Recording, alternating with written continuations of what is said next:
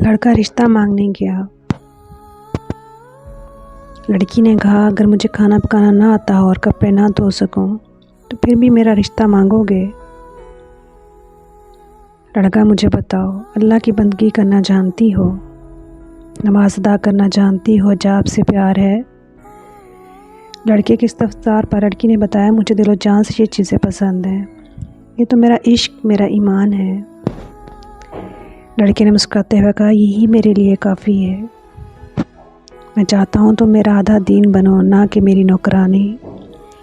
लड़की मुस्कुराते हुए बोली, मुझे खाना बनाना ना भी आता हो तो भी मैं ऐसे शख्स के लिए ज़रूर बना सकूँगी जो मुझे अपने दीन का निस्फ हिस्सा समझता है।